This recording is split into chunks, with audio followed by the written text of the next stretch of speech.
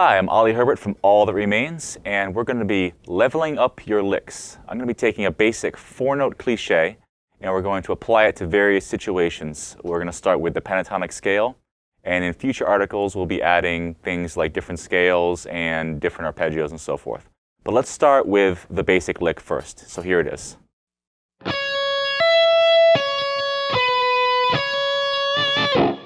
So you probably already know this lick. It's a 4-note pentatonic lick. As I said, we're going to apply it to different situations. But right now we're going to add one little thing to it. And that is we're going to extend the range on the string that we're on by using our pinky. And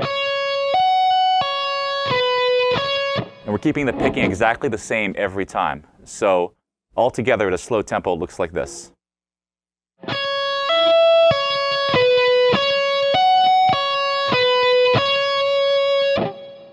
And now we're going to do it up to speed.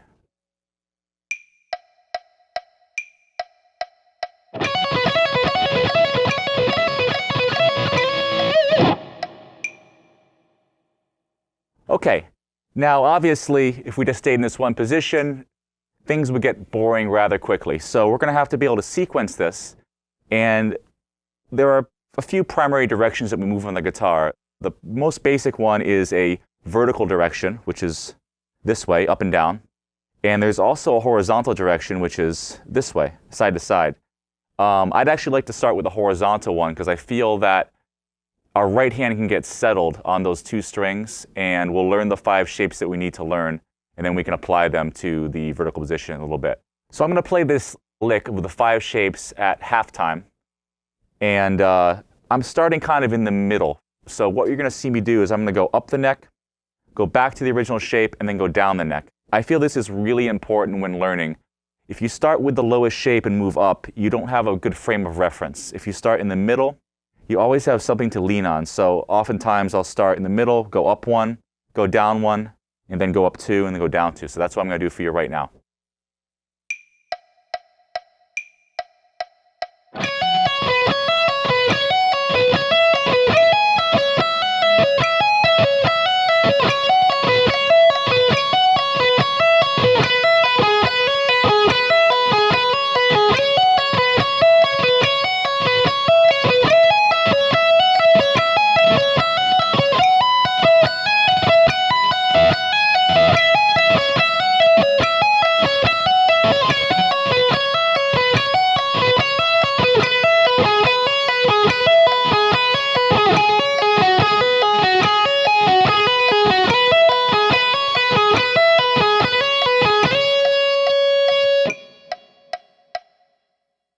Okay, so there you have it.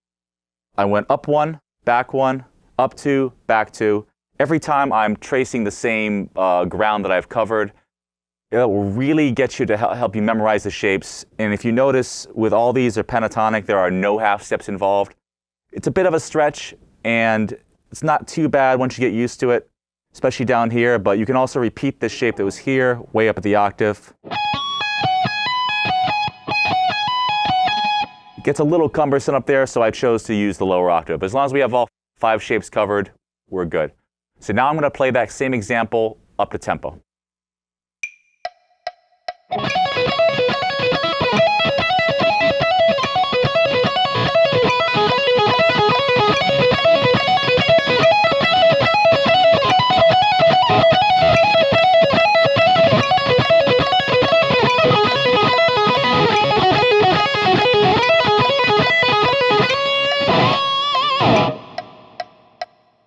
All right, so now that I've shown you the 5 shapes and we've taken it from our middle position, our 12th fret, up a couple, back a couple, now we're going to cover it in a vertical fashion.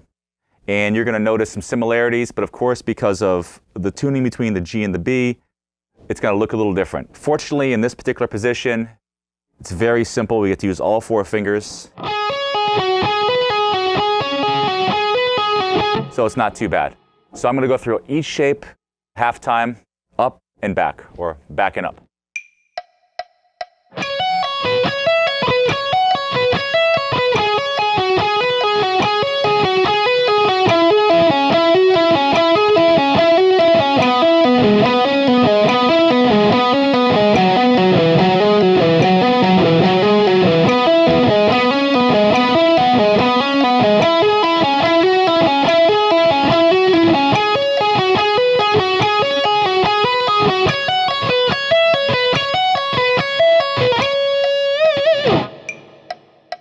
So as you can see there, it's easier because the hand is not moving up and down. It's kind of in a stable position, but the right hand has to do some string skipping on the way back up. And when I plays up the tempo, you're going to see that it's a bit of a jump. So just make sure that, in my case, I like to move my arm and my wrist when I make big skips, so my wrist doesn't end up like this. So here it is, up the tempo.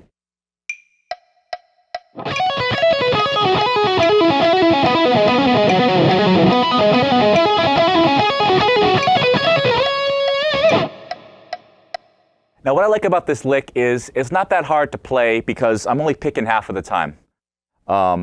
Picking the first note, hammering on, pulling off, and then picking the last note.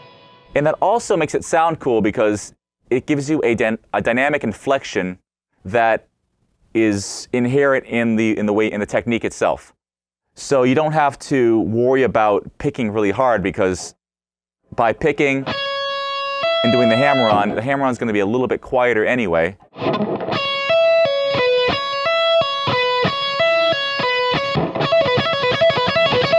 So that first note will really pop. So it has a really cool accented sound, and as I said, because of the hammer-ons and pull-offs, it makes it a lot easier than having to pick every note. And I'm just lazy, so there it is. Okay, so now that we've discussed the horizontal and vertical ways to do this pattern, let's try moving it in a more diagonal fashion. And that's really kind of a combination of the two. And to get the ball rolling with that, we're going to work on just two positions.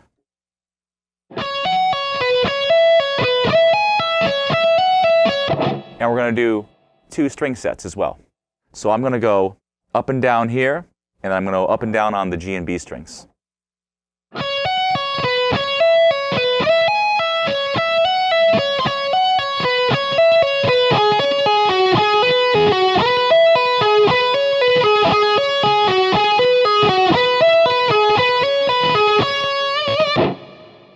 Okay, now with that in mind, we're going to take two of those out of the equation. And I'm just going to start with the uppermost one, which is right here. And I'm going to slide down. So it sounds something like this.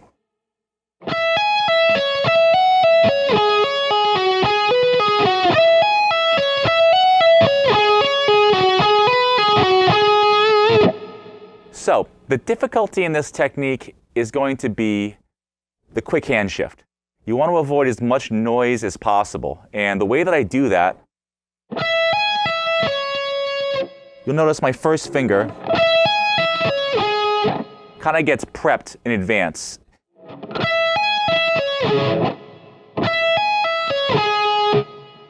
That way it's a clean shift and you don't get all that noise in there. You don't want to do this. Unless you're going for that, but I'm not. So here it is up the tempo.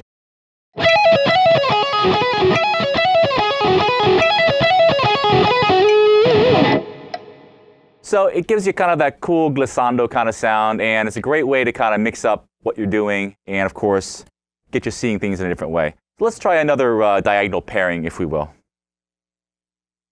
And we'll start at our home base.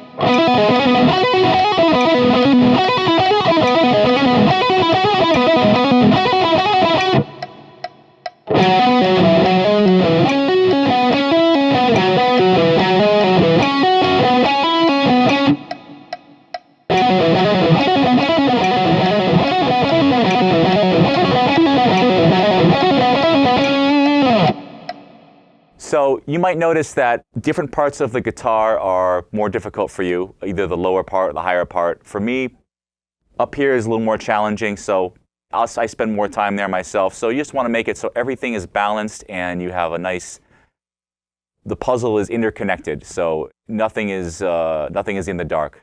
So I'll see you next month with the Hirajoshi scale and this lick applied to it.